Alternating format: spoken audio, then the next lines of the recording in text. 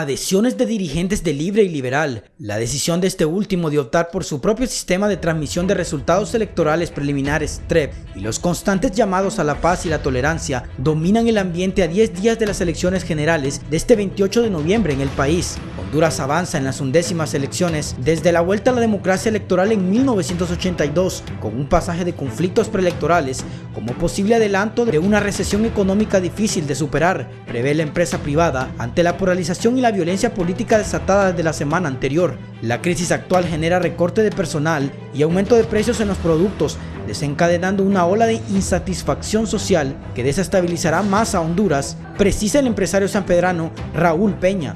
El Colegio de Economistas, de su parte, advierte que el país necesita crecer en inversión y bajar los alarmantes índices de pobreza al menos en un 5% en los próximos 2 años, y que esto debe ser la agenda primordial del nuevo gobierno. La llegada del defensor de derechos humanos Wilfredo Méndez, dirigente de Libre, en apoyo a la candidatura presidencial de Yanni Rosenthal por el Partido Liberal, la deserción de algunos dirigentes rojiblancos en la capital hacia Libertad y Refundación, y el aspirante del Partido Nacional firmando un convenio por la vida con un sector de la Iglesia Evangélica, dominaron la jornada política. La ONG de observación electoral Red H aseguró que el simulacro del TREP descubrió falencias del soporte tecnológico a utilizar en estos sufragios generales. El ensayo, como parte del cronograma electoral, incluyó 4.470 estaciones de transmisión en 284 municipios. Encontró algunos problemas de última hora, principalmente en la costa norte y en Olancho. Debido a las inundaciones en algunas ciudades, ante el mal tiempo de temporada y la falta de puntualidad de los operadores técnicos, el CNE debe tener una alternativa ante la posibilidad de que el 28 de noviembre también las lluvias afecten la zona norte del país, sostienen desde la entidad Red H. Asimismo, el Foro Nacional de Convergencia y el CNE firmaron este miércoles un convenio para acreditar 1.000 observadores que vigilarán por la transparencia y la democracia en los comicios de este 28 de noviembre. Omar Rivera, coordinador ejecutivo de este foro, manifestó que vigilarán que estas elecciones sean transparentes, democráticas y honestas. La misión de observación electoral de la Unión Europea, por su parte, se reunió con todo el arco político nacional, observó eventos de campaña tanto en la capital, en el caso de la marcha del Partido Nacional en Tegucigalpa, los mitines de Xiomara Castro en Comayagua y de Yanni Rosenthal en Yoro, entre otros. Los observadores europeos, de igual forma, conversaron con integrantes de los consejeros electorales departamentales y locales, además de analizar el proceso de entrega del Documento Nacional de Identificación. La violencia política recrudece tras el atentado contra el candidato independiente de Todos por el Cambio a la alcaldía del Campamento Lancho, Héctor René Estrada, la mañana del miércoles, que sobrevivió después de ser atacado a balazos en el trayecto a sus labores en una aldea local. El CNE, las misiones de observación de países amigos, redes y jóvenes de mujeres, gremios y organismos internacionales mantienen los llamados a unas elecciones libres, cívicas y pacíficas en Honduras el 28 de noviembre.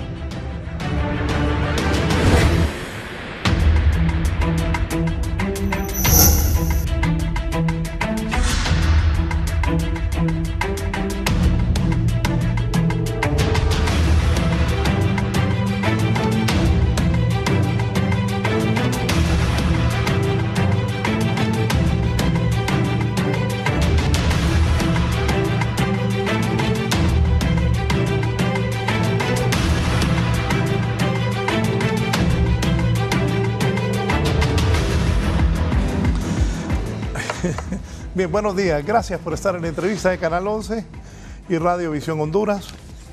Voy a platicar con dos personas que tienen un buen análisis de lo que está pasando en el país y lo que viene. Estamos exactamente a 10 días de las elecciones. Buenos días, don Efraín Díaz Arribiaga. Buenos días, gracias, gracias por invitarme a su programa. Siempre es un honor estar aquí. Gracias. Yo también me siento contento cuando viene. Don Aristides Mejía Carranza. Buenos días, Raúl. Buenos días, Efraín. Buenos días. Un gran gusto de estar contigo a pocos días de algo que puede cambiar el curso de la historia en Honduras. Siempre se habla mucho de la historia, pero la verdad es que sí, una elección cambia el curso de la historia. Esa es la idea. Los traigo. Tito Mejía ahí anda con Yanni Rosenthal, pero Tito tiene buen análisis. Y quiero que él también nos diga a los hondureños qué piensa del país. También en mis pláticas con los políticos, Xiomara, Yanni o Papi o Tito van a ganar la presidencia. Un país en problemas, un país sin educación. La gente no va a clases en este país. Hay como 20.000 muertos por el COVID. No hay trabajo, suspendieron a la gente, les quitaron su trabajo. O sea, el que gane, y me lo decía un buen amigo de los tres, le va a ser duro gobernar. El momento electoral que vivimos, ¿qué piensa? Bueno, en primer lugar yo digo que me da la impresión de que hay un panorama electoral que se ha tornado con mucha incertidumbre. Bueno, ya de por sí teníamos mucha incertidumbre, sobre todo previo a las elecciones primarias de los partidos políticos, pero después toda una serie de acontecimientos que se han dado, la ausencia de reformas políticas electorales por un lado, por otro lado la falta de cohesión dentro del Consejo Nacional Electoral, también las actuaciones desde el Congreso Nacional que han de alguna manera ayudado a crear un ambiente que me parece a mí genera dentro de la población muchas dudas y sobre todo muchos temores.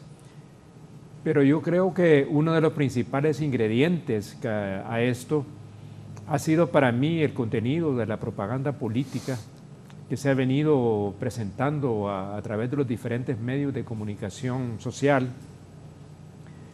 Esa propaganda lo que ha incitado es al temor, al odio, a la división, a la polarización, y eso ha sido un ingrediente fundamental. Además que se han dado estos hechos lamentables de atentados y asesinatos contra diferentes dirigentes políticos en el país, y sobre todo que la mayoría de ellos está dirigido a los partidos de oposición. Entonces, eso me llama mucho a mí la atención, es un signo de preocupación porque se une además a una atmósfera general del país donde se ha recrudecido la violencia de manera muy preocupante.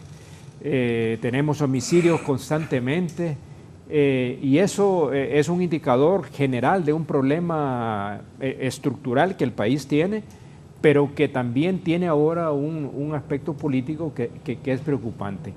Y encuentro que las posiciones adoptadas, digamos, en el otro día el señor ministro de Seguridad, don Julián Pacheco, trató de minimizar lo más posible todos estos hechos en una actitud, me parece a mí, tampoco muy convincente, ¿no? Respecto al papel precisamente que ellos tienen que jugar, que tiene que ser un papel realmente neutral y me parece crear confianza, que es lo que no existe en realidad.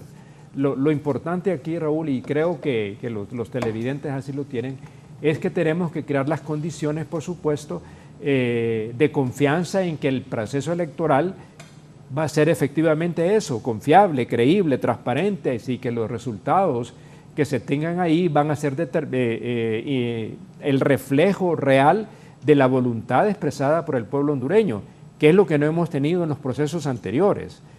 Y eso creo que es una responsabilidad que el Consejo Nacional Electoral tiene que asumir. Sin embargo, pues hemos visto problemas tras problemas, un día es una cosa, el día es otra cosa, después esta decisión que se quería sobre este tema de las tarjetas de identidad. Bueno, hay toda una serie de hechos como que, y ahora con este tema nuevamente de las credenciales, como que es un juego como para facilitar algunas cosas que pudieran ensombrecer el proceso electoral. Y después, claro, está de que cualquiera el resultado que sea por el sistema nuestro de una mayoría simple, que sigo yo cuestionando, porque efectivamente eso significa que el que salga electo va a ser, bueno, es un gane de partido, pero yo creo que la nación, y yo siempre hablo ahora del día después, el país requiere, y creo que aquí lo dije en su programa anteriormente y lo he venido sosteniendo, a lo largo de diferentes espacios que me ha tocado participar, la necesidad que el próximo gobierno pueda forjar la unidad del país y además pueda lograr hacer un gobierno de integración nacional y sobre todo propiciar la reconciliación de la nación. ¿Por qué? Porque el país requiere en este momento devolverle la esperanza, devolverle la confianza, sentirnos en Honduras que el país tiene un futuro y que el país requiere otra dirección, otro cambio. Ya creo que son suficiente tiempo, 12 años del gobierno del Partido Nacional, y con esto no quiero aparecer, don Raúl, aquí como que soy adversario del Partido Nacional. No, de ninguna manera, sino que sencillamente me voy a los hechos, ¿verdad? No estoy inventando nada, porque los hechos hablan más claro que las palabras, ¿verdad? Todo lo que se ha venido haciendo, el gran perdedor ha sido la nación. Hemos debilitado el Estado de Derecho, se han perdido la independencia de los poderes del Estado, se han debilitado las instituciones públicas, ha habido retrocesos democráticos, no se han hecho los cambios necesarios. Ya usted mencionó los problemas sociales, en educación, en salud, unido a lo de la pandemia. Solo le quiero dar un dato. Sí. Del 2002, hoy es 18 de noviembre del 2021. En 2 meses y días, perdón, en 1 mes y días, vamos a estar en el 2022. Sí. Del 2002 al 2021, el Partido Nacional ha gobernado 20 años. Es correcto. Sí, así es, definitivamente. 20 años ha gobernado el Partido Nacional. Sí. Y como son organizados, están luchando por seguir en el poder. A cualquier forma y a cualquier precio. Superaron los 16 años de Carías. Sí, o sea, pues que... Del 2002 al 2022, 20 años. Una buena observación. En dos décadas, don Raúl, en 2 décadas, que son esos 20 años, el país pudo haberse transformado. Si hubiéramos logrado, digamos, un mayor crecimiento de la economía, una mayor inversión, creado un clima de negocios que hubiera permitido mejorar la situación de empleo de la población, reducir desigualdades. Bueno, hay toda una serie de tareas que no se han hecho y la mejor demostración de no haber logrado eso es precisamente el manejo que se hizo y se ha venido haciendo de la pandemia y los desastres naturales, que todavía seguimos sin respuestas. Entonces creo que el país requiere efectivamente un cambio. Yo digo que esa es la percepción que yo creo. Claro, sobre ese cambio también hay preocupaciones, no es que es un cambio que todos tenemos claro cómo puede ser, no, pero sí requiere ese cambio. Y cuando yo hablo de la necesidad de un estilo diferente a lo que hemos tenido en esos 20 años de sectarismo político, de corrupción, de clientelismo, de una conducción autoritaria de la nación, entonces yo creo que requerimos entonces pasar a otra etapa donde podamos realmente hacer efectivo el reencuentro de la nación para la construcción del país que todos queremos, ¿verdad? Solo les cuento. Julio Raudales me está corrigiendo aquí, tiene razón. 16, sí. Sí, son 16 años. 16 años, sí. Bueno, sí. Ya tienen el tiempo de Carías, pues. Sí. También, bueno, pero también tuvieron desde 1965 hasta el 71, ¿no? Durante el gobierno de López Arellano y de Ramón Ernesto Cruz. 16 años es un montón de tiempo. Bueno, sí, han gobernado una gran parte del siglo XX y siglo XX. Lo que quería decir es, más que Carías, dije Julio, de 20 han gobernado 16 años. Así es correcto, así es. ¿Cómo estamos? ¿Cómo vamos? Pues los indicadores son los que mejores hablan por lo que pasa en nuestro país, ¿verdad? Yo creo que uno no se siente de ninguna manera contento cuando Honduras aparece siempre a la saga de todo, ¿verdad? Yo creo que eso no no nos produce alegría, al contrario, nos genera, digamos, preocupación sobre el futuro. Por eso entonces el paso que tenemos que hacer es sobre la base me parece, de madurez política y sobre todo seriedad y el compromiso con la nación, poder sentar las bases de un país diferente con una visión, para mí, Raúl, también de largo plazo, o sea, de un proceso que nos permita, por lo menos en una década, revertir precisamente eso que nos estamos heredando, para que las nuevas generaciones de la nación puedan tener un país diferente. O sea, que al cumplir los 200 años de nuestra vida independiente, Honduras finalmente pueda encontrar un camino y que todos los intentos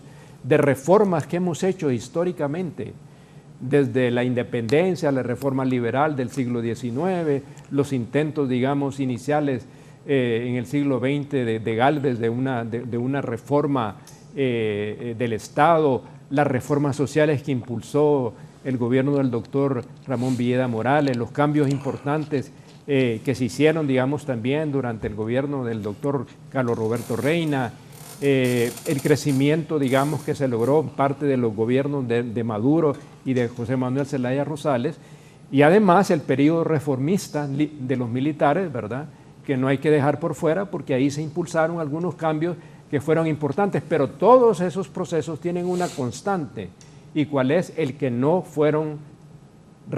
ha habido continuidad y tampoco se han logrado consolidar. Entonces creo que ahora ha llegado el momento, después de 40 años de transición a la democracia, fortalecer precisamente la democracia que se ha venido debilitando a través de todos estos años. Esa es como mi apreciación, digamos, inicial, digamos, sobre lo que uno esperaría como ciudadano, que el cambio que se va a dar sea realmente en esa dirección. Aristis, ¿y tú qué has visto? ¿Qué visualizas? Bueno, yo coincido plenamente con lo que ha dicho Efraín. Yo creo que Efraín es un gran referente de la sociedad hondureña por su trayectoria, y me parece que su análisis es bastante desapasionado y objetivo. Sí quiero resaltar algunas cosas en esa misma línea de ideas que él ha expuesto acá. Y es, bueno, tenemos una sociedad dividida, y eso él lo mencionó. Hay que ir a ver las razones de esa división. Esa división se profundizó a raíz del golpe de 2009. Correcto. Y siguió ensanchándose con estos 12 años de gobierno nacionalista, en donde sistemáticamente el Partido Nacional se dedicó a desconstruir el Estado de Derecho. Yo no diría destruir, porque destruir es como cuando ya lo ha terminado, no lo ha logrado terminar, pero otro periodo del Partido Nacional podría dar ese resultado. Hay una desconstrucción del Estado de Derecho, así como lo ha hecho Nicaragua actualmente. Nicaragua, de hecho, es el modelo de Juan Orlando. El modelo de Juan Orlando no es otro que el de Nicaragua. Él utilizó los mismos métodos, exceptuando el último, que es de encarcelar a los opositores, para ir desconstruyendo poco a poco el Estado de Derecho e ir haciendo prácticamente lo que un gobierno autoritario o alguien, un autócrata hace en todo gobierno donde ya ha desmembrado los contrapoderes, y es sistemáticamente violar la ley, crear mecanismos de impunidad, saquear el gobierno, vigilar a los ciudadanos, manipular a la gente que vive en la subsistencia a través de los recursos del Estado. En fin, es un abuso sistemático que lo que ha ido causando es un gran odio. El odio principal tiene sus causas en eso. Y tiene sus causas en eso, y no podemos criticar que el pueblo hondureño sienta odio en este momento, porque es un pueblo aguantador, no es un pueblo, el pueblo hondureño no es un pueblo rebelde, Otros países con menos razones se han ido a las calles y han destruido, como tenemos el caso de Chile, Es correcto, sí. donde ha habido progreso, pero un progreso algo desigual, y ha generado una violencia tremenda que lo vimos, y ahora mismo están sometidos a un proceso de cambio de constitución y de una elección donde lamentablemente quedaron dos extremos, la extrema izquierda y la extrema derecha. En la derecha en Chile va a un hijo de un antiguo militar alemán de la Wehrmacht, del ejército alemán de Hitler, extrema derecha, y otro de extrema izquierda, Boric, Katz y Boric. Entonces, cuando ya luego de una implosión como esa, un país que tenía una estabilidad, se llega a ese punto, es cuando reflexionamos sobre el hecho de que en Honduras más bien la gente ha sido enormemente tolerante y está esperando el 28 de junio para desquitársela. Y más bien las expresiones verbales y de otro tipo, porque hay, por supuesto, la violencia, pero la violencia tiene raíces múltiples en Honduras e históricas. Esa expresión es mínima en proporción al daño que se le ha hecho al país, al pueblo, a todos los vejámenes a que ha sido sometida la población en cosas tan vitales como la salud y por supuesto la educación y lo demás, pero la salud es donde se ha visto todavía más descarnada la crueldad de este gobierno y la falta de toda sensibilidad y de toda responsabilidad. Más bien esa violencia en realidad no es tan elevada debido al hecho de que el propio gobierno ha propiciado un sentimiento de desconfianza y por otro lado un sentimiento de cierta inestabilidad en cuanto al proceso electoral, y ha conducido a que la mayoría de los programas de televisión en un 90% sean sobre cómo va a ser el proceso, no sobre cuáles son las propuestas o cuáles son los candidatos o cuáles son las ideas de esos candidatos. Pero no sé si a ustedes les ha pasado, disculpa que te interrumpa. Sí. La gente tiene como miedo. Sí. A mí varias personas me han dicho, Raúl, y va a haber relajo. Claro. Y claro. Raúl, Y eso es inducido. y vamos al súper a comprar. Es inducido. ¿Por Sí, qué? es inducido. Porque No, yo coincido con lo que Aristes estaba planteando. Sí, porque mira, Raúl, el problema es que tenemos una larga historia de elecciones estilas Honduras, porque desde Carías para acá ya sabemos lo que el Partido Nacional en resumen ha sido para el país, con raros periodos, ¿verdad? Quizás solo el periodo de Gálvez y de Maduro, pero el Partido Nacional, si vos lo resumís en dos palabras, es dictadura y es latrocinio. Son las dos palabras que definen ese partido. Y fraude. Sí, dictadura y latrocinio. Dentro de la dictadura yo meto el fraude cuando no pueden armar su dictadura. Pero cuando la pueden armar, la van armando poco a poco, aún en democracia. Y eso es lo que tiene, la gran raíz del problema es esa mentalidad autoritaria. Esa mentalidad que hace que nos asombre de que mucha gente honorable del Partido Nacional no está a estas alturas repudiando a su propio partido, oyéndose de su propio partido. Mire, los liberales, cuando hubo el golpe de Estado de 2009, la mayoría no aceptamos eso porque no era propio de un partido democrático con ideología liberal. Y nos fuimos de ese partido un montón, la mayoría, y otros hemos vuelto, ¿verdad? Cuando ya la situación cambió. Pero eso nunca lo ve usted en el Partido Nacional. Porque esa Honduras profunda, rural, ¿cómo se llama? No tanto rural, sino yo diría más bien medieval, un poco medieval, que existe en Honduras, es esa mentalidad de gente que cree que este país les pertenece, que pueden cometer toda clase de abusos y que no están dispuestos a hacer ni siquiera una autocrítica de lo que está pasando. No se puede discutir con ellos. Y de ahí que no haya diálogo, Y de ahí que nos ocupemos solo del tema electoral, de decir cómo van a ser las elecciones, no de qué es lo que van a hacer los que van a ser elegidos, qué es lo que se va a hacer el 28 de febrero. Mire, Gianni Rosenthal, al cual yo apoyo, yo soy miembro de su comisión de campaña, he sido el encargado de coordinar la comisión para el programa de gobierno, ha estado yendo a todos los lugares donde se le invita para un debate y no ha sido posible debatir, porque los otros dos candidatos no han querido debatir. Allá estuvo solito en la Universidad de San Pedro Sula. Es el único que ha invitado a un debate de ideas, que hablemos de economía, que hablemos de salud, que hablemos de todos los temas que son urgentes y que son prioritarios y que salen en las encuestas como prioritarios para el país.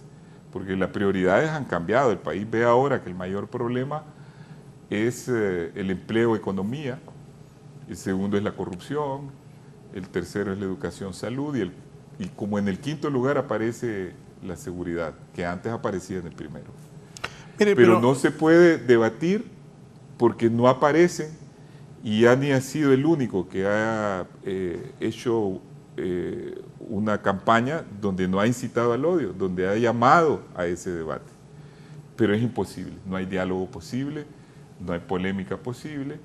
Entonces la gente va a ir a votar solo con sus sentimientos, solo con la parte emotiva, de ir a castigar a un partido que estuvo 12 años y que la mayoría de la gente, más del 70%, quiere que se vayan. Por eso es que va a ir a votar la gente. Es decir, no estamos viendo como se dice, el porqué del cómo, de cómo se va a hacer después. ¿Qué es lo que vamos a hacer? ¿Qué es la persona más apta para gobernar y la que puede implementar un programa de gobierno para lo que usted estaba señalando, que es que nosotros podamos rearmar el Estado de Derecho, reconstruir lo que ha sido destruido y volver a un poco a lo que teníamos hace apenas unos 15 años más o menos, ¿verdad? Un país que, aunque lentamente, estaba construyendo una institucionalidad y disminuyendo el papel de los caudillos y el papel de todos aquellos que le ponen una impronta tan personal a las cosas que destruyen toda institucionalidad. Entonces, me parece a mí que ese es el paso importante que se va a dar ahora y que por eso el pueblo tiene que ir a votar con algún nivel de conciencia, decir, sí, es cierto, tenemos que hacer un cambio, tenemos que hacer una alternancia, porque si no vamos a ayudar a un continuismo que va a destruir totalmente la democracia. Pero, ¿qué clase de alternancia queremos? Obviamente hay dos opciones. Hay la opción de Libre, la opción de Partido Liberal, que son las dos fuerzas de la oposición que aglutinan ese 70% de hondureños que quiere un cambio. Y entre esas dos fuerzas es que realmente quiere escoger. Y no hay otra, pero hay que escuchar qué es lo que propone cada fuerza. Hay que ver cuál es el modelo de país y yo espero que cualquiera de las dos que triunfe, que se alce con el triunfo, piense que es necesario ir a la concordia nacional, si es posible a un gobierno de integración nacional que armonice el país, como usted lo ha dicho, y que busque objetivos comunes, no objetivos que sigan separando, un poco hacer, aunque no se pudo hacer antes, un poco como la concertación chilena que funcionó durante 20 años, donde todas las fuerzas disímiles, y lo he dicho varias veces en este programa, depusieron sus diferencias y eran sí muy diferentes, porque por un lado estaba la democracia cristiana, que participó en el golpe de Estado contra Allende, estaban los socialistas, que eran los golpeados, estaban los comunistas y estaban los liberales, y depusieron sus diferencias para hacer un programa común. Claro. Y entonces necesitamos un programa común en Honduras, que venga una coalición de fuerzas, porque el Congreso no va a ser dominado por una sola fuerza, como lo estaba haciendo ahora, donde digamos, mire, este va a ser el programa común. Yo creo que de diciembre a enero los mejores hombres de Honduras deben de proponer un programa común para levantar al país, en materia de economía, salud, educación, relaciones exteriores, para que nosotros podamos dar un salto y poner al país en la vía del desarrollo. Antes de la primera pausa, me voy a referir a algo. Nosotros los periodistas también, hay veces que caemos en grados de irresponsabilidad terribles y nos prestamos a generar ese tipo de condiciones, de meterle miedo a la gente, y eso no es correcto. Miren, en los largos años que llevo de estar en el periodismo, yo confirmo las cosas. Si yo hablara aquí o pasar aquí todos los chismes que me manda la gente, estaría preso. Ya le ha pasado a algunos. Yo recuerdo hace muchos años, me mandaron una carta diciéndome quién había matado al hijo del doctor Sadi y Oscar Bueso.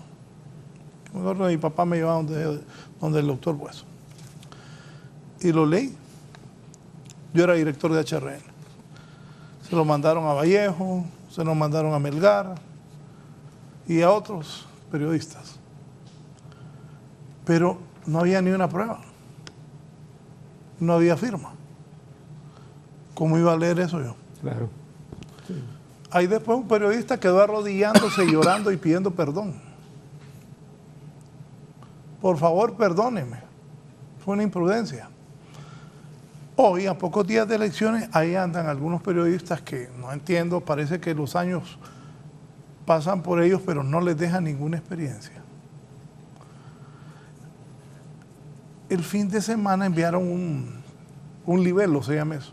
Cuando alguien no firma nada, don Efraín, cuando ha escrito, él pone Efraín Díaz Arribiaga, igual Aristide Mejía, igual yo mismo cuando escribía en El Heraldo a principios de los años 90. Entonces, los periodistas no deben ser irresponsables, y peor periodistas ya viejos, con experiencia. No se presten a querer generar caos en su cabeza, porque hay compañeros que no tienen acceso a gente del poder, a gente que tiene información, y es cualquier tontería que ven en las redes sociales. Tampoco se presten a eso. No hay que ser iluso o tonto para leer cualquier cosa que le mandan. Hay que comprobarlo o preguntar. Yo invito a ese periodista que me llame y me pregunte si yo en algún momento estuve en una reunión y le digo sí o no. Pero uno no anda leyendo cualquier papada que escribe cualquier tonto para desestabilizar el país y el proceso electoral. Hay que ser más serio, más inteligente, más maduro. No leer, porque eso es delicado. Claro, no, definitivamente. Andar. Estoy de acuerdo con usted. ¿Qué cuesta preguntar? Oíme vos, fuiste a esa reunión, ya que no tiene acceso a Mel Zelaya, ya que no tiene acceso a Juan Orlando, a Oliva, a gente que maneja el poder, pues pregunte.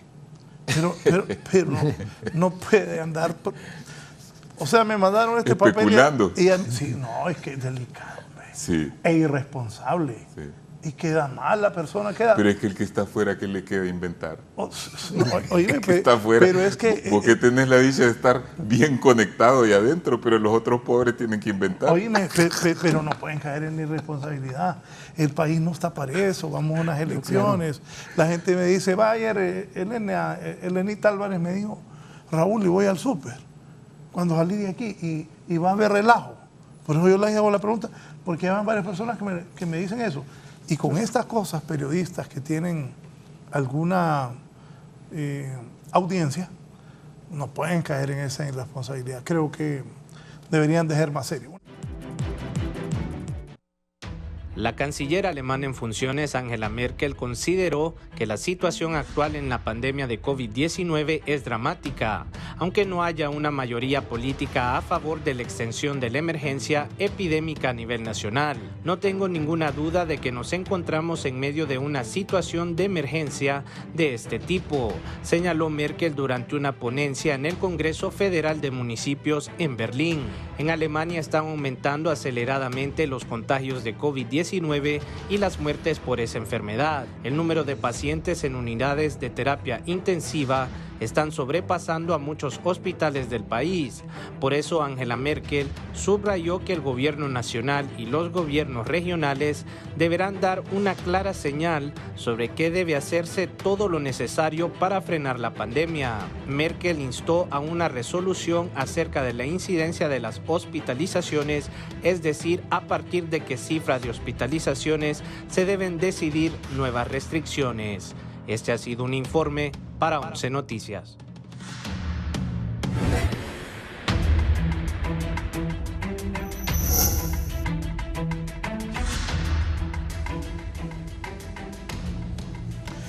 Bien, voy a leer, me dice el abogado Wilfredo Méndez.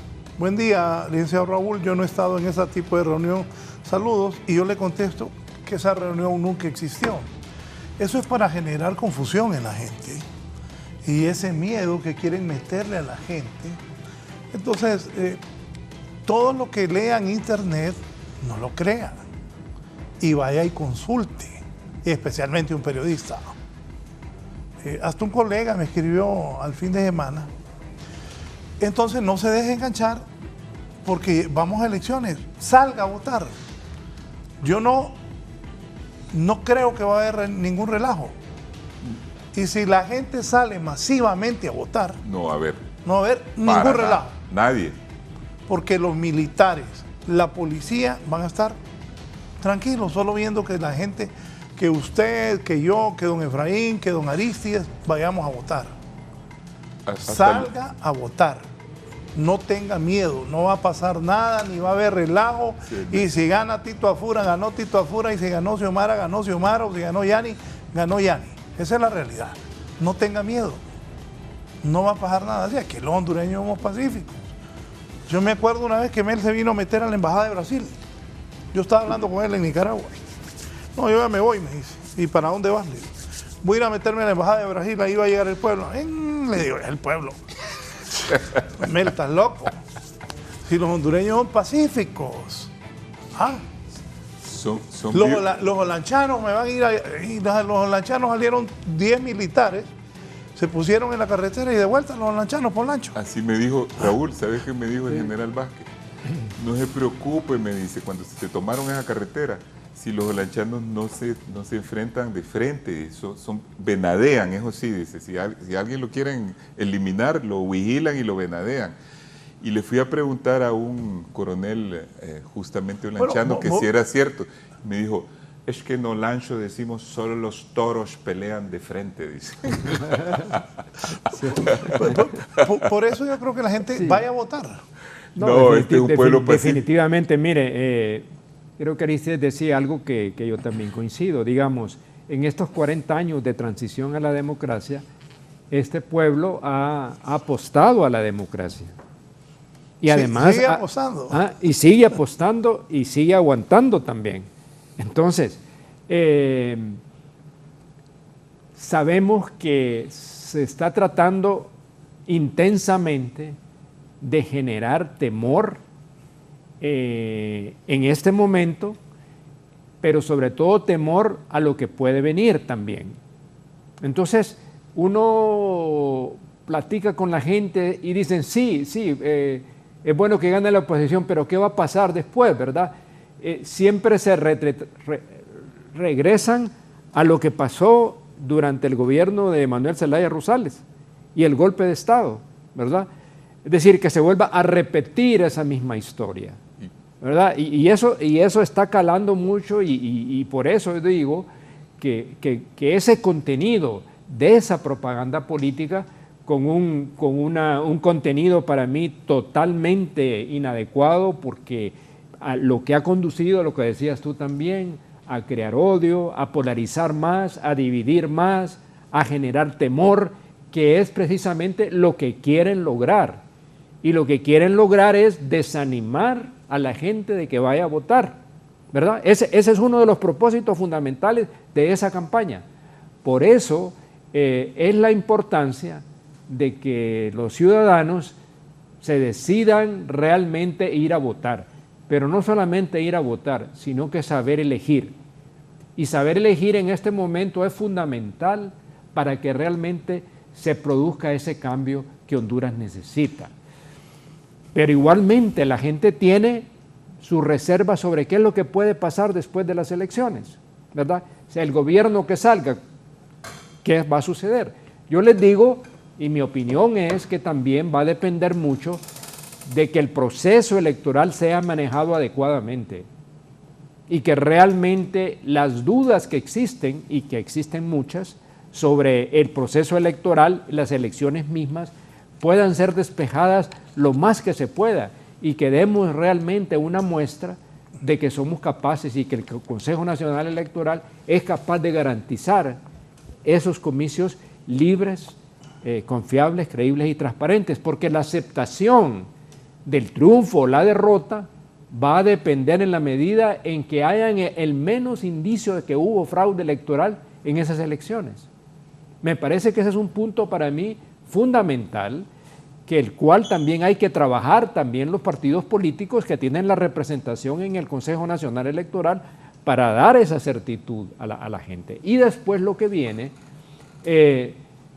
y creo que yo lo he mencionado, Raúl y Aristides, que es necesario un nuevo pacto social en Honduras. Y ese nuevo pacto social es precisamente para lograr la reunificación del país, que todavía no ha podido superar lo que sucedió en el 2009.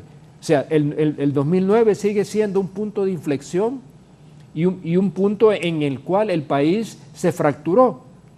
Y durante estos 12 años de gobierno nacionalista no fue capaz y no han sido capaces de forjar la unidad de la nación, aún en los momentos de la crisis, digamos, del COVID-19. Aún en esos momentos no se forjó la unidad del país para abocarse precisamente a cómo enfrentar la crisis, que fue muy distinta a lo que pasó, digamos, durante la guerra con El Salvador, durante el huracán Mitch, digamos, en el gobierno del ingeniero Flores, ¿verdad? Que efectivamente se logró con dificultades también, ¿verdad? Porque no es que fue también fácil, ¿verdad? De todo el proceso de negociación, del proceso de reconstrucción para el huracán Mitch y la reunión de Estocolmo. Y fue más fuerte que esta y otra. ¿Verdad? Y que fue mucho más. Pero eso depende de los liderazgos. Por eso digo, entonces yo digo que ahí es donde precisamente se requiere esa capacidad de ese nuevo liderazgo, que creo que debe ser el mensaje que debe llevar el que gane, ¿verdad? Sí. Que la gente se quite la idea que detrás de algunos hay otros, ¿verdad? Y que efectivamente van a ser ellos o ellas las que puedan dirigir realmente con su propio estilo, rodeado de un equipo, me parece, de hondureños y hondureñas, como bien tú lo señalabas, Aristides, y creo que Raúl también, con patriotismo, sobre todo me parece con tolerancia, ¿verdad? Sí. Capaz de reconocer de que aquel que disiente conmigo no es mi enemigo, sino que soy capaz de encontrar coincidencias. Sí. Y el país lo que requiere es encontrar coincidencias para construir la nación. De otra manera no vamos a poder hacer. Ustedes, perdón que lo interrumpa, sí. ¿Ustedes creen que, vaya, si ganara Yani en el partido que es liberal, el candidato liberal, si ganara Xiomara, que es la del Libre, o si ganara Nasri Asfura, yo quisiera que ellos se rodearan de hombres y mujeres capaces, de gente que independientemente sean capaces. Y sobre todo también que muestren honestidad. Claro. Y sobre todo credibilidad. Sí, es que hemos perdido eso. Sí. Yo recuerdo antes, en una elección interna del partido, una elección para la presidencia del Congreso, tuve un debate cuando estaba en la radio y puse en un lado a Carlos Flores y en otro lado a Jorge Arturo Reina. Imagínense qué nivel, ¿verdad? Sí, claro. O sea, es que todo se ha degradado. Y yo ahora Raúl, hasta la misma presidencia, ahora ser presidente de Honduras es un deshonor más bien, ¿verdad? Así es. Sí, antes era un honor ser ministro. Ha desfigurado la institución de lo que es el Poder Ejecutivo, ¿verdad? El actual presidente ha destruido lo último, porque antes de ser ministro Era un Era un una honor. honra. Después dejó de ser honor ser ministro, como había dejado de ser honor ser diputado. No, ser diputado es lo peor. Es lo peor, ¿va? O sea, pero ahora, desgraciadamente, y me da pesar. ahora después porque hay diputados buenos, después de Juan Tito, Orlando ser presidente. Pero eso de los diputados es triste. Sí, eso ha caído muchísimo. Antes era un honor. Sí. Yo me acuerdo que Cipote, yo aspiraba a ser diputado. Mi padre siempre participó en política. Y fue diputado. Y yo cuando fui al gobierno a acompañar a Mel, lo hacía pensando en mis descendientes. Porque uno lo ve como una honra. Yo recuerdo cuando yo pequeño, usted ha sido un personaje de la vida nacional, y el otro día hablábamos con el ingeniero Flores y me lo mencionó. O sea, ese respeto hacia la gente Así no hay, y se empiezan a insultar y a decir un montón de cosas. Bueno, hoy iba a mostrar, lo que pasa es que no lo preparé, quiero ser justo, iba a mostrar los últimos debates que he tenido aquí. Yo no opino, porque los cargos de los que están aspirando aquí tengo a Evo de testigo, se agarran. Sí, están a se punto, bajan los canastos. casi van a punto de las trompadas. Sin ninguna argumentación. Sin ninguna argumentación, es una especie visceral. Es Bueno, decir, le voy a decir, por eso los traje a los dos, porque yo voy a tener un programa donde orienten a la gente. Claro. Sí, es que también, mire, yo digo también, y debo decir esto con el respeto, ¿verdad? No se trata de insultar a nadie, ni mucho menos, pero hay excesiva mediocridad, Sí. ¿verdad? Realmente en lo que se llaman los que están metidos en la política, los que aspiran a diputados o los que aspiran a otros cargos. Hay excesiva mediocridad, otros están por relleno, o sea, hay muchas cosas que se dan. Entonces, ese nivel me parece que también tiene un efecto sobre lo que estamos viendo, ¿no? Sobre la calidad de la política y por qué la gente realmente tiene su seria reserva. La gente como que tiene un gran signo de interrogación, ¿verdad? O sea, y yo los entiendo porque también me pasa a mí, yo no sé si a ustedes les pasa. Bueno, tal vez porque en el caso de Aristide pues está más definido, Sí, pero, sí, en mi caso que, No, pero sí que pasa, yo No, me pero mantengo independiente. pero le Efraín, cuento, hoy le dije, mira, aquí te traigo a que analicemos, aquí no Efraín. vengas a hablar de Yanni. Sí, no, claro. Efraín, pero yo soy, es cierto, yo soy un político, soy crítico, pero yo soy alguien que observo mucho la política internacional y veo los debates que hay en Francia, que son debates hasta cuesta seguirlos, de tan rápido que van las ideas y todo, y los conocimientos. Aquí en Honduras, salvo rarísimas excepciones, en el nivel más alto no existe eso. Sí, es Porque cierto, usted ha señalado una cosa muy importante y que lo pasa señalando, ya que se mencionó a Carlos Flores aquí, lo pasa Carlos Flores es quizás uno de los presidentes, o de los últimos presidentes, quizás el único que tiene un nivel intelectual, que es alguien que lee mucho, que tiene una realmente formación intelectual. Y pasa diciendo a cada rato en sus editoriales, quejándose de que la gente no lee, que cada día la gente lee menos en Honduras. Y es cierto. Y no leen los de arriba, no leen los de abajo, no lee nadie. Y ahora, con la profusión de las redes, entonces, ¿qué es lo que lee la gente? Lo que lee son pequeños extractos de cosas que a veces son inventadas, como lo ha dicho Raúl. Así es, sí. El otro día me estaban diciendo algo más terrible todavía. Estábamos armando una cuestión para difundirla y me dice, demasiado texto, eran 2 líneas. Solo pone fotos mejor, porque ahora Instagram tiene la ventaja que la gente entiende por las fotos, me dice. Pero si ya pones 3 líneas, no las leen tampoco. O sea que no es que van a leerse un libro, ni mucho menos, sino que no leen 3 líneas. ¿Y qué cierto, pasa? para confirmar tu tesis, ayer con mis compañeros de 11 Noticias Digital estaba viendo los titulares, entonces quiten ese montón de, solo pongan tal cosa. Sí, solo una frase. Para que la gente entienda, pues no lee. No Sí, se puede. sí, Entonces, ¿qué es lo que pasa? Si correcto, sí. si hemos caído a esos niveles y sabemos bien que en las redes cualquiera es protagonista, cualquiera se hace de una personalidad que no tiene, en un mundo donde el anonimato prevalecía para la mayoría de la gente. Y esa es realidad una de las grandes funcionalidades de las redes, que aquel que sentía que era totalmente anónimo, entonces se ve de repente en la posibilidad de ser alguien en las redes, de ser alguien con todo y su mediocridad, y de inventar algo, una teoría complotista que los demás lo van a creer, cualquier cosa que se invente. Y además en una zona de confort, porque está ahí. Porque está ahí, no tiene ninguna responsabilidad. Porque si usted, como lo ha hecho otras veces, escribe un artículo en un periódico, usted es responsable de lo que está escribiendo o lo que usted está diciendo, pero ahí se lanza cualquiera de cualquier parte. Y dice cualquier cosa. Ese es realmente, para mí, la culminación del proceso que dijo Ortega y Gasset sobre la rebelión de las masas, la mediocrización del mundo que tiene un siglo de ocurrir, en donde ya no importan las categorías, ya la mayoría de la gente, decía Ortega y Gasset, ya lo decía en 1930, casi un siglo. Es uno de mis escritores favoritos. Me imagino. Decía, mire qué actualidad es lo que decía Ortega y Gasset. Con eso que viene de América, decía, en donde no hay categorías, entonces el mediocre impone su mediocridad.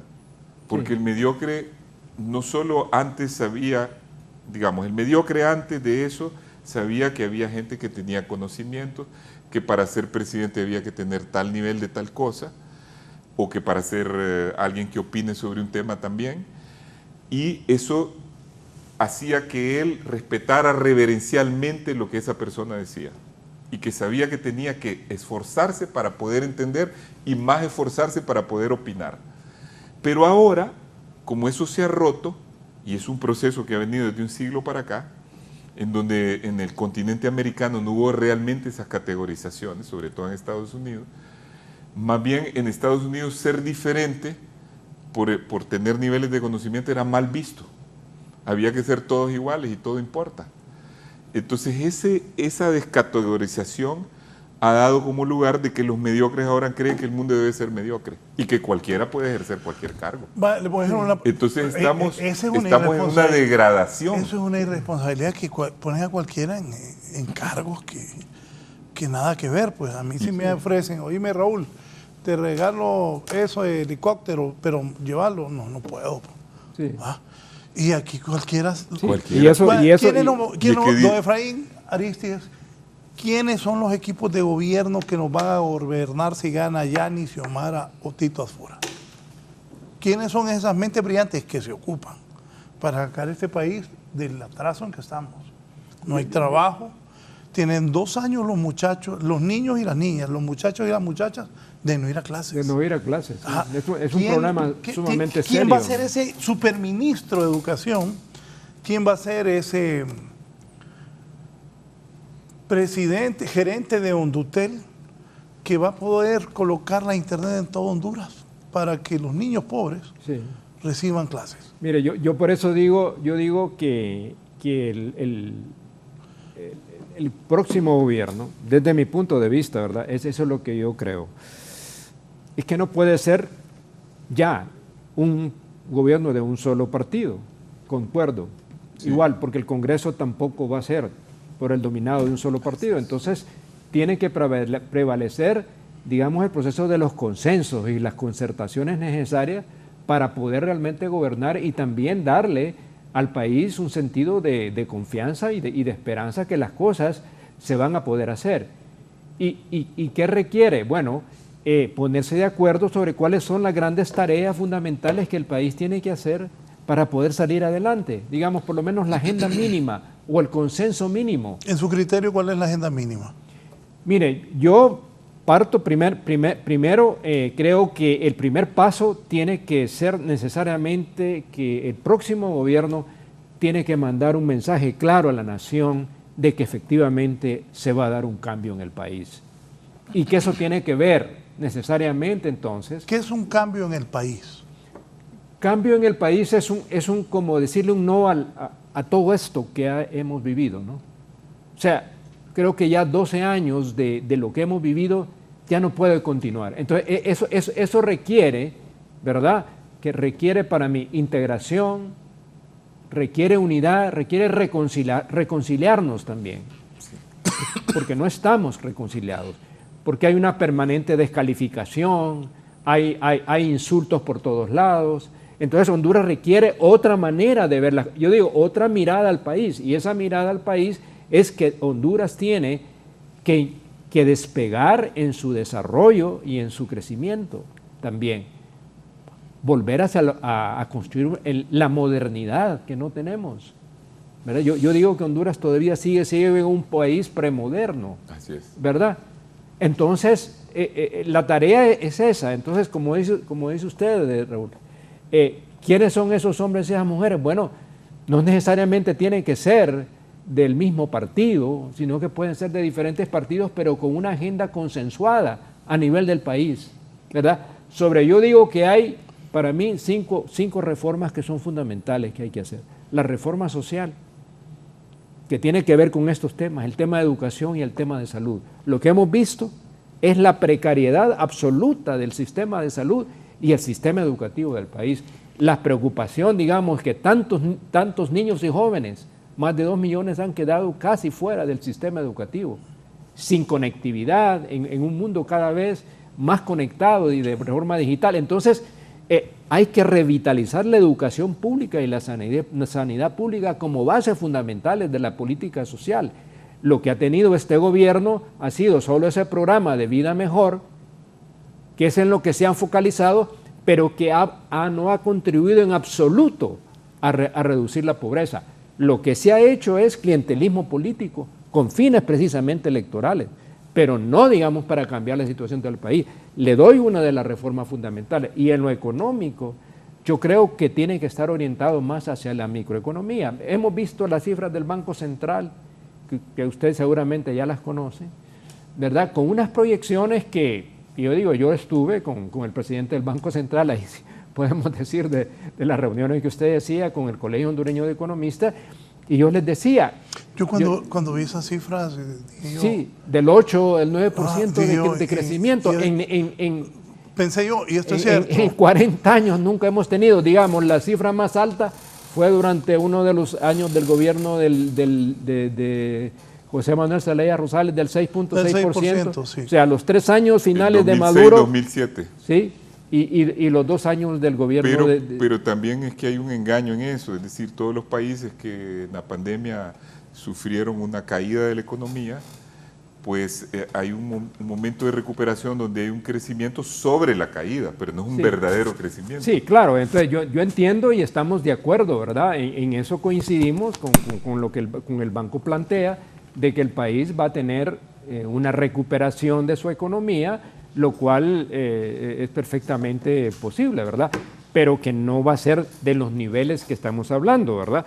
Entonces, por eso, sobre esos temas que creo es que la reforma de la microeconomía, sobre todo la atención a las empresas para generar trabajo y fortalecer precisamente la inversión, generar confianza y eso que nos permita avanzar en la innovación, las partes tecnológicas, o sea, ¿cómo situamos Honduras en el siglo XXI, ¿verdad? Eso me parece. Digamos, con otra mirada. Creo que Aristides señalaba el tema de la concertación en Chile, yo pongo también el caso del Frente Amplio en Uruguay, que es otro ejemplo para mí, el país que mejor se ha desempeñado durante todo este tiempo es Uruguay, ¿verdad? Con una dictadura enorme, gobierno de la izquierda, con el Frente Amplio, pero también, digamos, con los de derecha que ahora, con los que ahora gobiernan, pero hay un consenso, Raúl, en el cual el país se basa, ¿verdad? Yo me acuerdo cuando estaba en Alemania y tuve la oportunidad de estar, digamos, con la gente de la izquierda de Alemania, bueno, él decía, o sea, nosotros no es que estamos,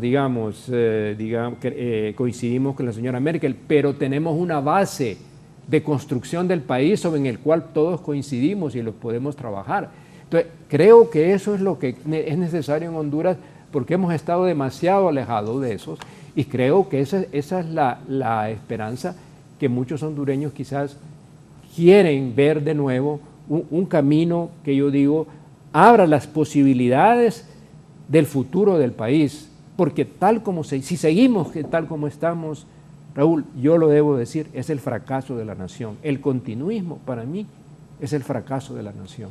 Y eso yo no lo quiero para Honduras. Y por eso es tan importante que los hondureños que nos están viendo esta mañana, nos están escuchando, vayan a votar, pero de manera consciente, pensando en sí mismos, pero también en el futuro del país que todos queremos y que todos anhelamos y por el cual hemos venido luchando pues por tantos años.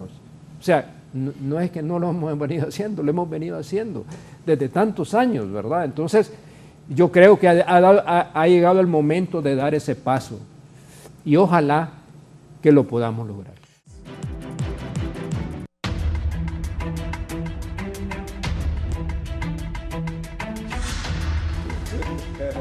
Bien, continuamos.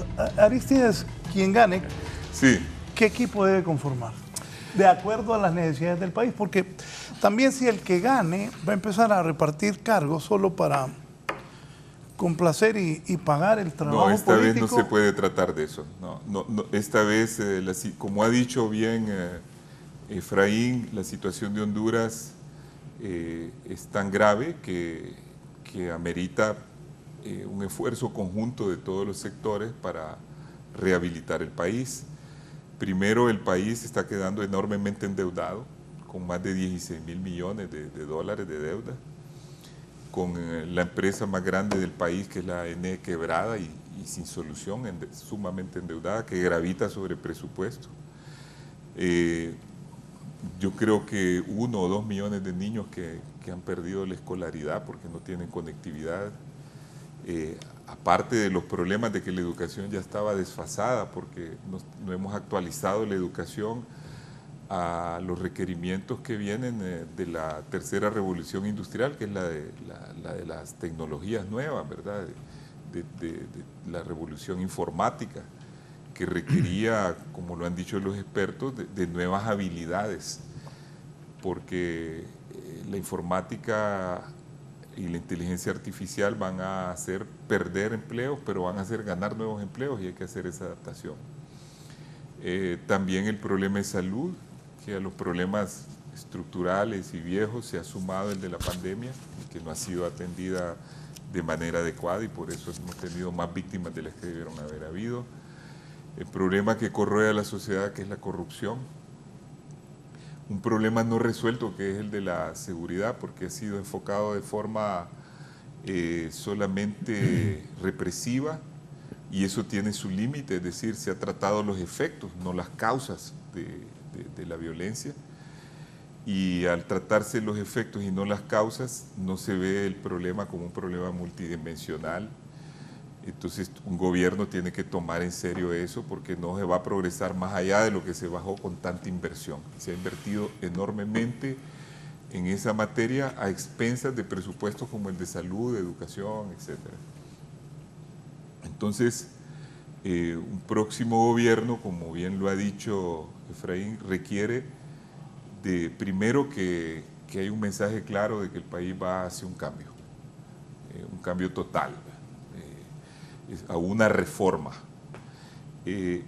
Nosotros creemos que al inaugurarse el próximo gobierno, la primera tarea debe ser restablecer el Estado de Derecho, porque la falta de independencia de los poderes, luego de un régimen que tenía esta deriva autoritaria que ha hecho concentrar los poderes en manos del Ejecutivo, es el que impide que el país fluya debidamente hacia otro esquema. Y eso, desarticular eso va a tomar tiempo, porque Juan Orlando se hizo atribuir muchas facultades que en realidad eran del legislativo. Por ejemplo, él tiene la facultad de armar a su guisa ministerios, deshacerlos, ponerles nombres, agruparlos, sí. y ha hecho una distorsión en la institucionalidad enorme. Entonces, rehacer eso, como yo dije, reconstruir un país que ha sido desconstruido, es una labor enorme, porque a la vez se tiene que lograr un gobierno que armonice el país, que sea preferentemente un gobierno de integración nacional de los partidos de oposición. Por supuesto, la gente no va a querer la integración de ningún nacionalista a ese gobierno. eso es de lógica, por las razones que hemos expuesto acá. Pero sí podría ser un gobierno de varios partidos con lo que queda de la gente digna y honorable del país, que cada día son menos, que como lo hemos hablado aquí también, pero que sean símbolos de honestidad, de conocimiento, de gente que tenga algún tipo de capacidades. Pero yo creo que hay alguna gente del Partido Nacional que tiene capacidad. Sí, pero el pueblo va a ver con muy malos ojos que luego de que estos han estado 12 años y destruyendo el país y siendo cómplices, porque como dije al principio, ninguno de ellos se ha salido a... ¿Quién ha salido a denunciar eso del Partido Nacional? Y el único que lo ha salido a decir es Pepe Lobo, pero por el problema que tuvo con Juan Orlando. No lo atribuyo a un problema de conciencia, pero yo no he visto un nacionalista todavía que diga estas cosas van mal por esto, esto y esto. Tal vez Cosenza, tal vez Cosenza y hay otro más, pero solo dos. De ahí todos los demás han guardado un silencio. Es buen punto ese tuyo. Entonces yo no creo que un gobierno de integración debe incluirlos a ellos que excluyeron a todo el mundo y que hicieron un gobierno sumamente sectario en todo, porque además el gobierno nacionalista no solo fue sectario a la hora de integrar todas las instituciones del Estado, sino que fue corporativo en el sentido de querer controlar organizaciones de la sociedad. Invirtieron dinero hasta en las más pequeñas directivas para controlarlas también en el mundo de los negocios. Presionaron a los empresarios con la SAR y con otros mecanismos para quedarse con negocios. Crearon un grupo de empresas para ellos. Se intrometieron en los colegios profesionales, en los sindicatos, en todos lados. Entonces, desarticular un poder. Bueno, si hay diputados que fueron a decirle a los de la EH, a los colombianos, que ellos les ayudaban, pero que los hacían socios. Sí, prácticamente ellos han... ¿Qué tal? Prácticamente ellos saquearon la EH, los obligaron de forma mafiosa. Los extorsionaron, vos sabés bien. Entonces, ¿qué es lo que pasa? ¿Cómo vas a desarticular un poder de ese tipo? Eso no es del día a la mañana. Si ellos tienen control del Poder Judicial todavía, tienen control de la Fiscalía, tienen prensa pagada, jueces pagados, fiscales pagados. Eso es un poder enorme el que va a subsistir aún con la derrota. Es un trabajo que tiene que hacer el próximo gobierno con mucho talento para no crear más conflictos. No se trata de perseguir gente tampoco, se trata de que aquel que tiene cuentas con la justicia vaya a la justicia, pero para eso independizar la justicia. Además viene otro fenómeno importante, otro hecho importante que va a ocurrir en Honduras. Y es que en 2022, por primera vez en 20 años, se van a conformar todos los órganos que dependen del Congreso. Eso requiere... Mira, esa era mi siguiente pregunta. Claro. ¿Cómo se va a formar el nuevo Congreso que va a escoger nueva Fiscalía, nueva Corte, nuevo Tribunal Superior de Cuentas, nuevo Consejo Nacional Electoral, nuevo Instituto de Acceso a la Información Pública, nuevo Registro Nacional de las Personas? Sí, para que la gente precisamente, sí, precisamente eso que usted está planteando, y que Aristóteles también, que es un punto central, el hecho de que se van a nombrar casi nuevos órganos, digamos, el próximo año, y que por lo tanto tiene que partir de un Congreso que sea también el producto de un consenso político, sí, que va a ser necesario hacerlo, ¿verdad? Sí, sí. Entonces, es fundamental, por ejemplo, el Poder Judicial. O sea, tenemos que tener y luchar porque haya un verdadero Poder Judicial independiente. Y un Ministerio Público de la misma manera. Y eso implica cambiar la forma de elegir a los magistrados, porque esta forma no ha funcionado, la han pervertido. Pero les voy a hacer una pregunta a los dos.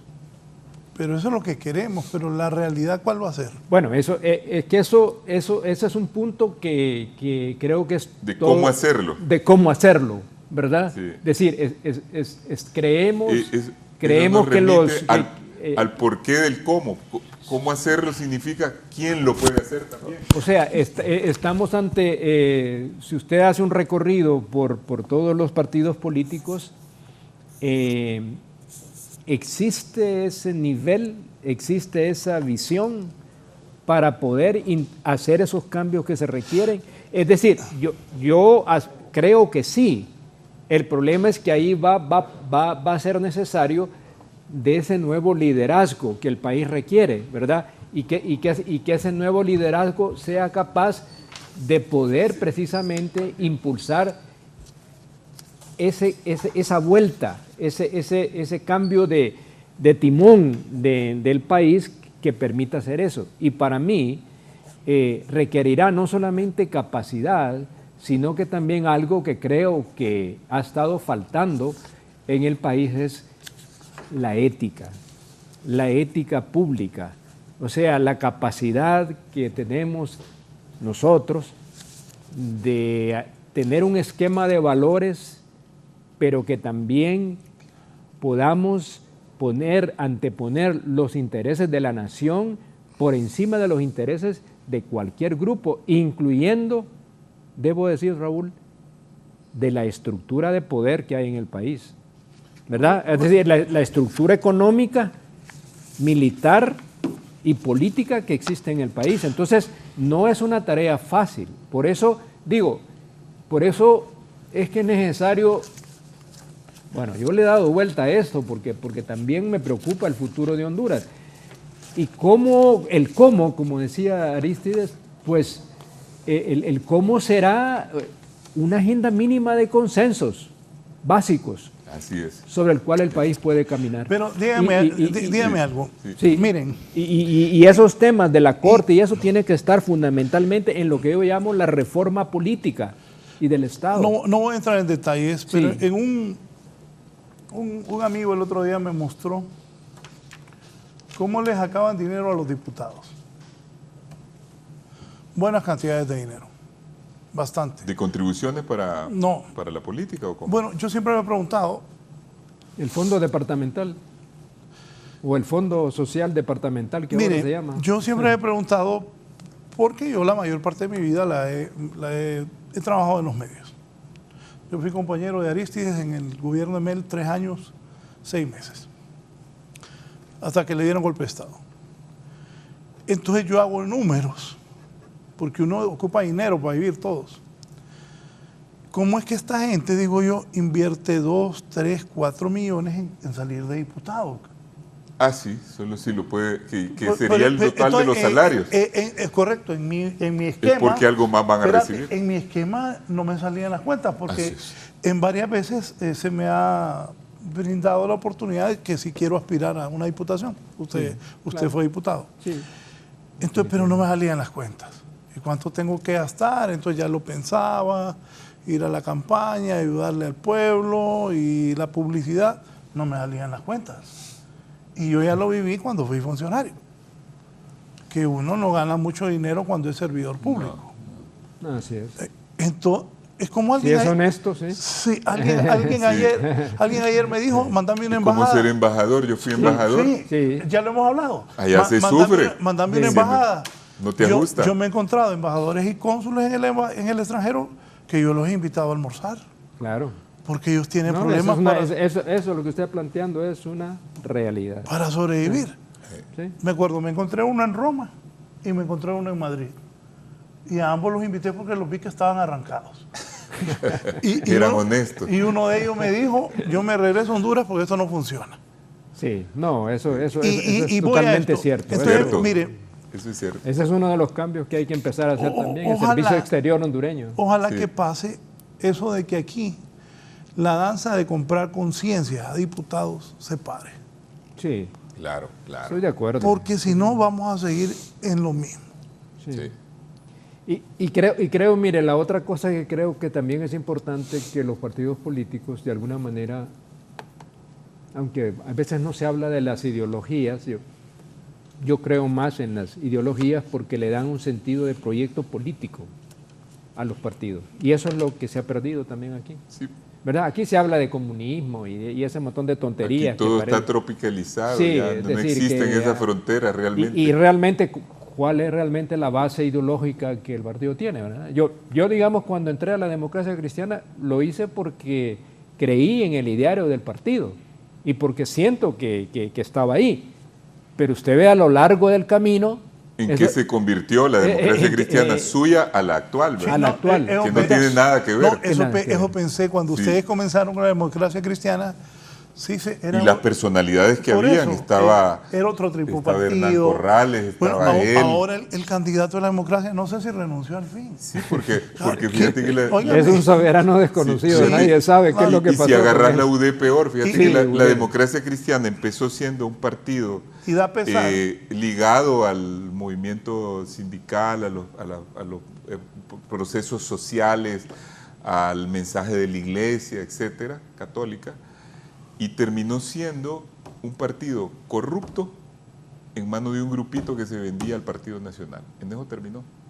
Y sigue siendo. Y sigue siendo. Y la UD igual. Fíjate cómo la UD, un partido de izquierda marxista, que reunió a todos aquellos que se habían ido al exilio y que los trajeron a Honduras, les dieron el partido, y que eran unos pro-chinos y otros pro-soviéticos, terminó también siendo un partido cuyo principal exponente ahora es Marvin Ponce.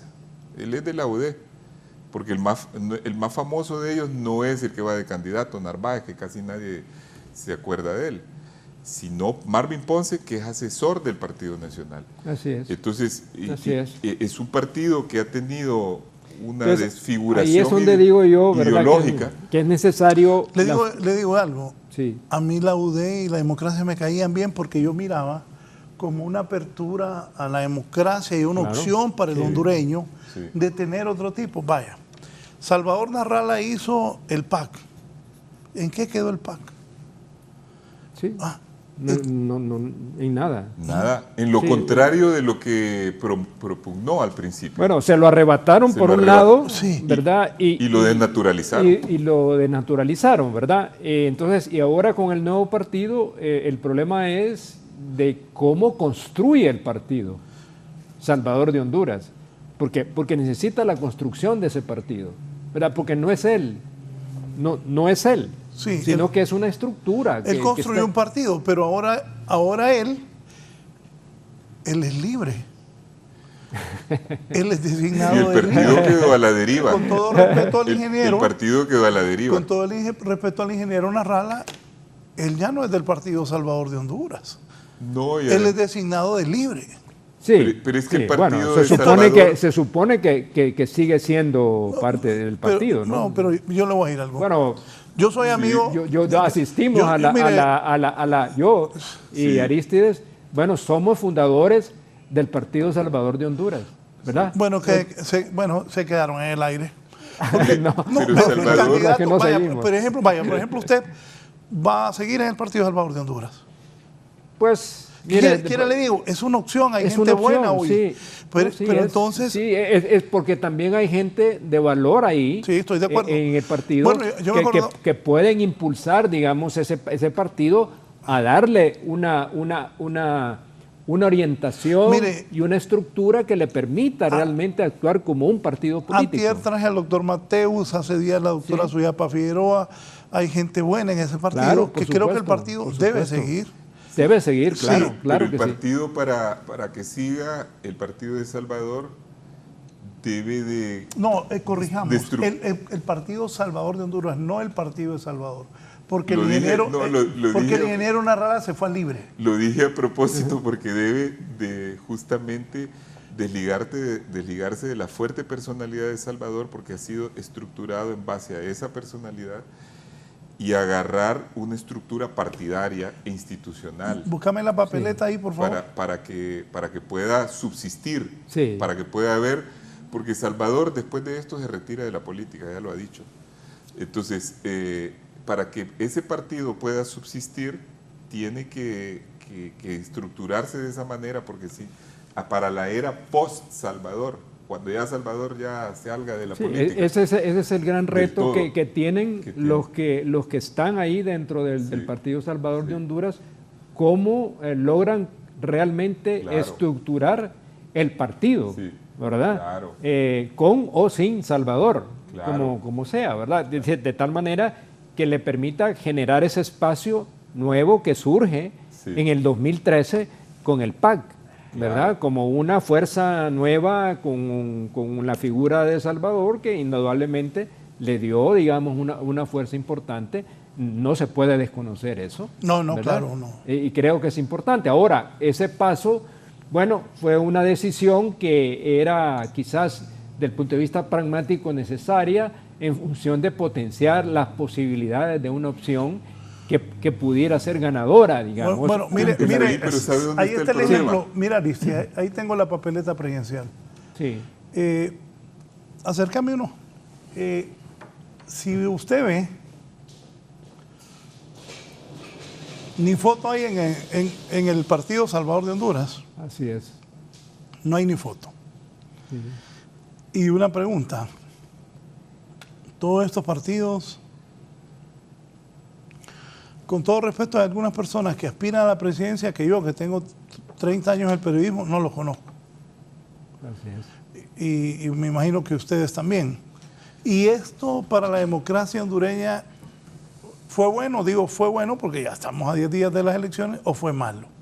Porque hay 1, 2, 3, 4, 5, 6, 7, 8, 9, 10, 11, 12, 13, 14, 15, de los cuales uno de ellos está en la cárcel, que es el de Mide.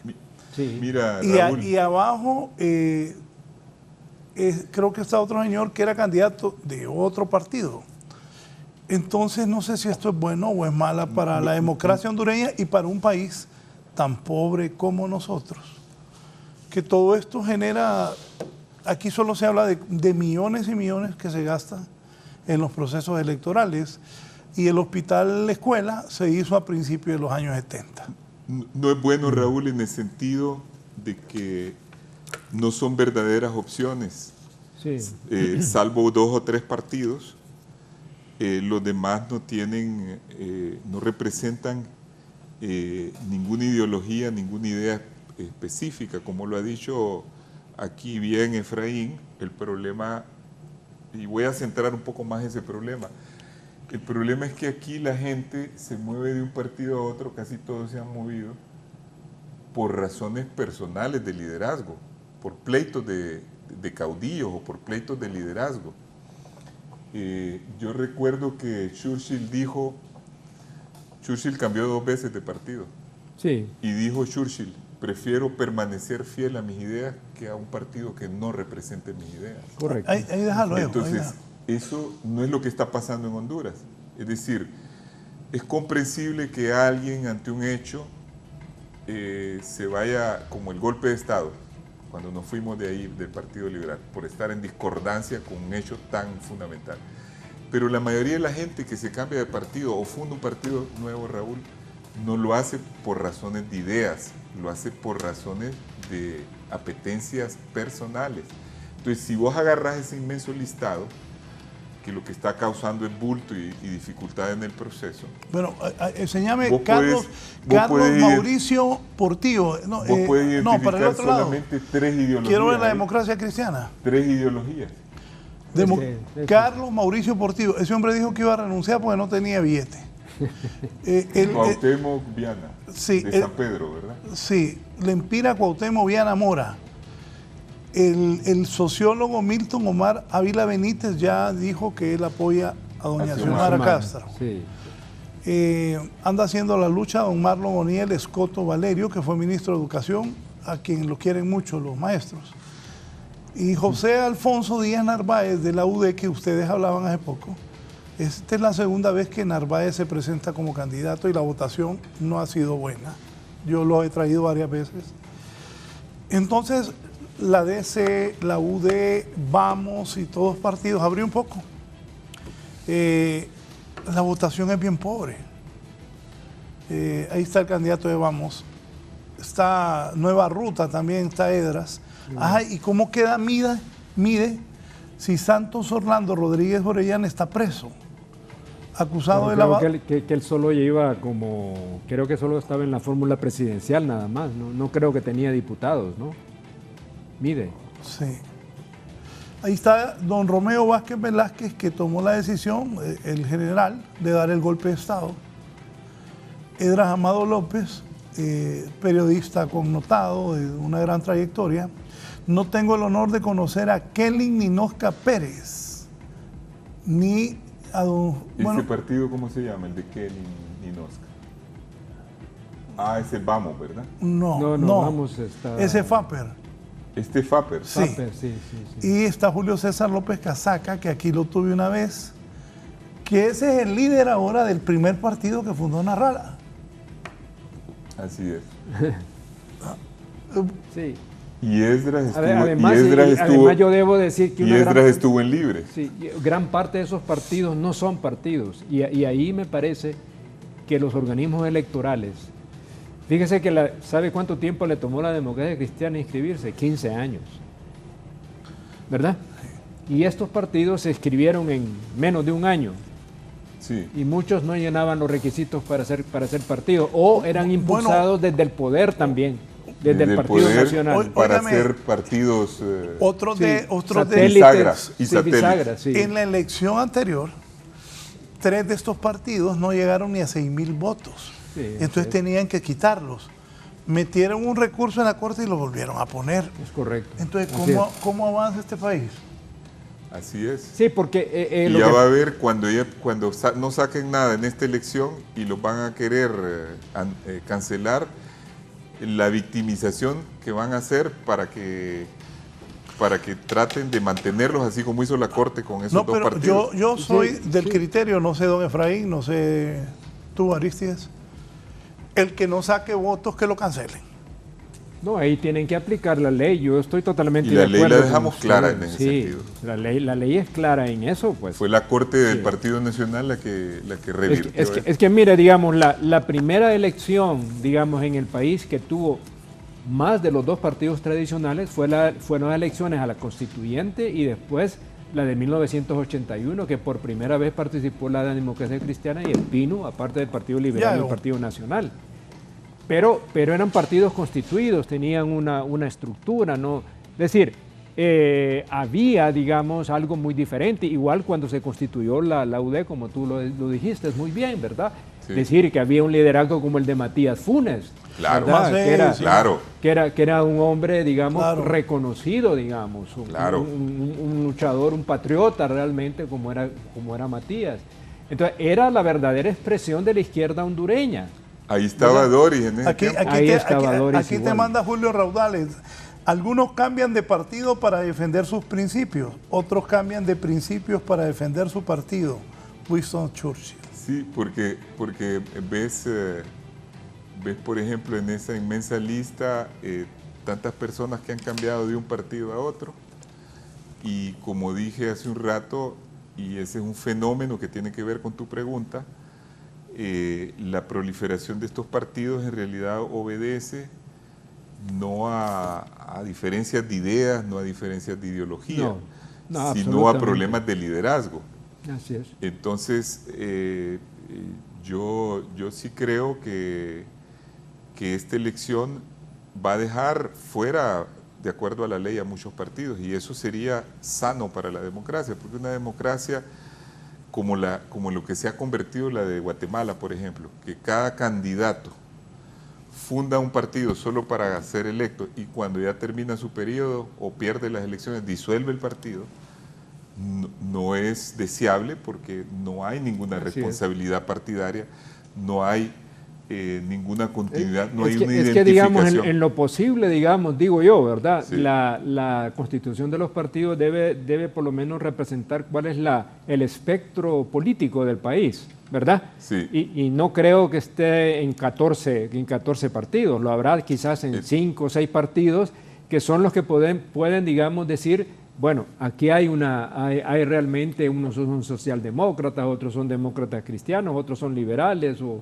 extrema derecha, extrema izquierda. Un partido como Libre, por ejemplo, sí tiene otro origen, ¿verdad? Claro. Porque es casi un desprendimiento del partido. ¿Y ha tenido votación fuerte? Sí, fuerte, precisamente porque a diferencia, digamos, de los partidos, digamos, como nacimos nosotros, fue una gran parte del Partido Liberal. Mire, que constituye realmente la fuerza. El 99% de los de Libre son liberales. Pero Sí.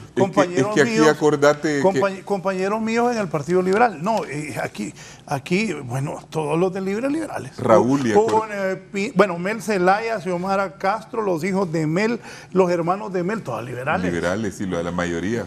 Y no digamos Calix. Jorge Calix, Hugo Todos Noel Pino, liberales. Beatriz Valle, todos. Russell. Todos liberales. Todos liberales. Solo dame que la gente está escribiendo. Pero también antes era igual, porque la mayoría de los de la ADC surgieron del Partido Nacional. Los hombres cambian Muchos, sí. conforme cambian sus intereses. Celio Álvarez Casildo. Aquí también dice doña Lorna Venegas: como verdadera liberal voy a votar por Yanni, el candidato de mi partido, y por los candidatos a diputados que se han mantenido fieles al Partido Liberal. Los oportunistas y liberales de estómago que se fueron a Libre se fregaron porque seguro no van a quedar, porque ni los de Libre ni los de El Salvador de Honduras van a votar por ellos.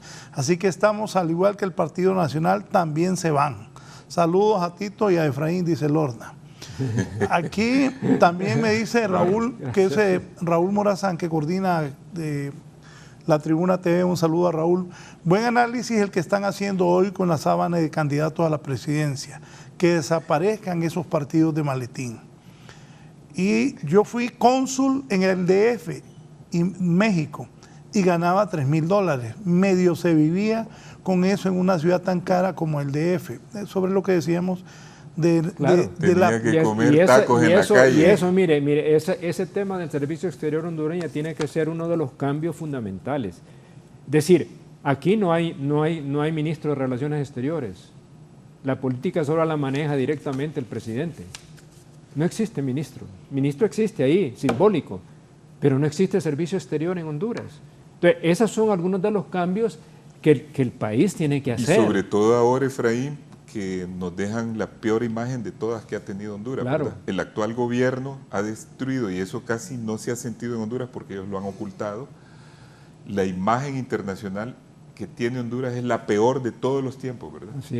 Por los problemas, digamos, de los juicios de Nueva York. Un presidente que va a Washington. Mire, aquí no ha venido, exceptuando ayer, porque se inauguró la embajada, que fue a cambio de la apertura de la embajada en Jerusalén, que vino este ministro de Israel. Aquí no ha vuelto nadie, porque este gobierno está pestiferado. Tiene peste para los demás gobiernos, nadie quiere acercarse, nadie quiere mezclarse con ellos. Entonces, toda la labor que va a haber que hacer en materia de relaciones exteriores es enorme. Un buen canciller que tiene que ir a restablecer la imagen de Honduras y darle credibilidad al país. Deben de parar eso de nombrar solo a los hijos de los ricos para que vayan con beca. Sí, con beca al extranjero. Primero es una grosería que gente que tiene dinero y que puede mandar a sus hijos al exterior. Ahora, si son gente capacitados, porque también en el servicio exterior deben tener gente capacitada que ayude al país a conseguir ayudas, convenios, que conozcan. Existe la academia diplomática, que estén preparados. O sea, que es ahí donde se, digamos, y además hay la carrera de Relaciones Internacionales en la Católica. Claro, ¿verdad? Hay gente formada. Hay gente formada en el país, o sea que puede ser la base del servicio exterior hondureño. Aunque haya, digamos, el embajador puede ser un nombramiento político, ¿verdad? Eso no se discute y lo existe en todos los países. Pero que la base de las misiones diplomáticas o las representaciones tengan la base del conocimiento, conocimiento y diplomático. La estructura de de la embajada debe ser, aunque sea una embajada, bueno. Igualmente en el cuerpo consular lo mismo. Le voy a contar. Yo una vez le dije a Mel, oíme Mel, ya no nombre gente en Miami, hombre. No es cierto. Y aquí, Mel es mi amigo, y saludo a Mel. ¿Y qué pasó? Me dice, no, ya hay tantos. Porque alguien me dijo. Pero después nombraron 3 veces lo que Mel había nombrado. En Miami. Y se pelea, se pelean en ese consulado, no sé por qué. Se lo pelean, no sé qué. Sí sabes por qué. Vos lo dijiste, no yo, pero se lo pelean. Antes de irnos, gracias a la gente, no puedo leer todos los mensajes. Raúl, saludos a don Efraín y a Tito. Mi admiración y cariño para los dos. Larisa Barahona. Larisa, sí. Don Efraín, gracias. Su mensaje al pueblo, por favor. Bueno, en primer lugar, yo creo que Bonita plática. debemos retomar, digamos, yo siempre digo, no debemos perder la esperanza de que somos capaces de construir o reconstruir nuestro país. El voto es importante, el voto es poder. Vayamos a las elecciones, vayamos a votar, pero no simplemente votar, sino que saber elegir. ¿Para qué? Para que realmente estas elecciones puedan significar un cambio para Honduras. Pero también hago un llamado particular al Consejo Nacional Electoral para que puedan realmente garantizar que esas elecciones sean creíbles y confiables. Que se quiten un poco la camiseta de los partidos políticos que tienen ahí y actúen en función de los intereses del país, cumpliendo con la Constitución y las leyes para garantizarle al pueblo hondureño que esas elecciones sean verdaderamente creíbles. Eso es lo que puedo decir y que no perdamos la esperanza. Yo creo que el país hay que construirlo todos. Nosotros los hondureños, ninguno de afuera nos va a ayudar. Somos nosotros los que tenemos que construir el nuevo país que queremos. Gracias a don Efraín Díaz Arribiaga, abogado Aristides Mejía. Bueno, yo creo que a estas alturas ya está claro que la mayoría de la población quiere un cambio importante en el país. Es decir, quiere en primer lugar una alternancia, que se vaya el Partido Nacional del Poder, y dentro de ese esquema lo que hay es una escogencia que hay que hacer. Hay dos opciones fuertes, hay que valorar esas opciones, hay que valorar esas propuestas, hay que valorar los candidatos. Yo creo que una realidad se impone. Si ya el 70 y pico % de la población está en contra del Partido Nacional y esa fuerza se divide en dos partidos, ya la oposición ha ganado prácticamente estas elecciones. Ahora se trata de elegir. Y elegir quiere decir no solamente escuchar la retórica, la argumentación, por muy buena que parezca. Hay que ver la verdad subyacente en cada cosa, analizar un poco. Y como se ha dicho en este programa reiteradamente, la tarea que tiene el próximo gobierno es enorme, prácticamente de armonización y de reconstrucción del país, y requerirá de talento, requerirá de consensos, requerirá sobre todo de un espíritu nuevo, renovador para el país, y esa escogencia tiene que ver con esto. Eso es lo que vamos a decidir en estas elecciones.